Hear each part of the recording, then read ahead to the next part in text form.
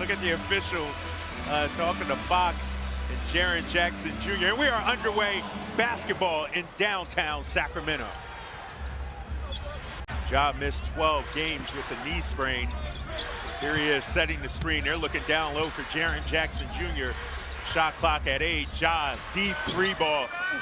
Battle for the rebound. Tyrese controls it.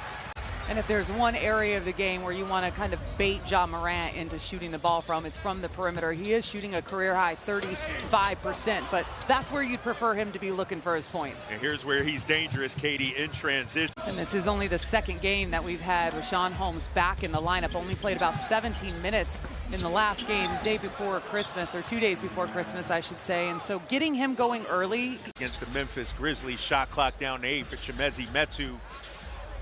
Here comes Harrison Barnes, has to put it up, deep three. Wasn't even able to cross half court on that last offensive play. Ja Morant in the paint, little floater. That's what he does, Katie. Gets into the paint, makes you pay. Absolutely need to focus on putting up a wall and keeping him out. Wall very similar to that one right there that Chimezie Metu ran into. And here's Morant all by himself, and the Grizzlies up early, 6-2, 9:28 to go. A couple of substitutions here for Sacramento. Damian Jones into the game. You see Jones looking for the challenge on Ja, unable to get it. Also into the game for Sacramento. Steven Adams there for a second chance opportunity. Kyle Anderson puts it on the deck, slow-moing his way, and one. They've done an excellent job. I think that they've made huge strides each and every year, and they've developed their players. And you talk about being 4th in the West right now. They missed, what, 10 games without Ja Morant? Jones daring them to shoot. Morant wants to get into the paint, 15-footer. Oh, he wanted that one. Nice rebound there from Chimezie. That's why it's so important for the Kings to be aggressive, because this defensive unit for the Grizzlies, if you can get them into foul trouble, it's really important for the rest of the game. The Grizzlies only 5 as Ja Morant back in the game, begging for a foul call. That's all right. And look at him slide his feet here against Ja. Ja, spin cycle move, unable to get it to go. Here come the Kings. Buddy Hield. Kings up by 5, chance of defense as Ja Morant takes the contact, no call. He's able to get in the paint, and he started out really slow in this season because he was seeing some different coverages defensively, but he has really figured it out as the season has gone along. For Memphis, but there's come 2 in a row. Ja going up high, misses the hoop. Here come the Kings. 6-second differential, shot clock and game clock. Here's Morant into the paint. It'll be out of bounds, Sacramento basketball. If you don't come out with the appropriate energy and focus out at halftime, and you let things like straight line drives happen, you can very quickly dig yourself a hole against this Memphis team. After a frustrating couple calls, a technical, this is how you respond to it. Jackson Jr. misses the 3. Shot clock was winding down. This is how you respond to it.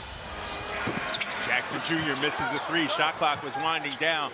Another second chance opportunity. Conchar, corner triple. Yeah, he's going to knock that down.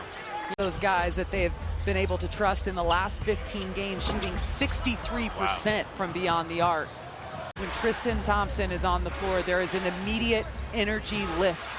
And so, despite the fact that he hasn't played, you know it's going to be there. Yep. And Ja goes right at him. A little teardrop.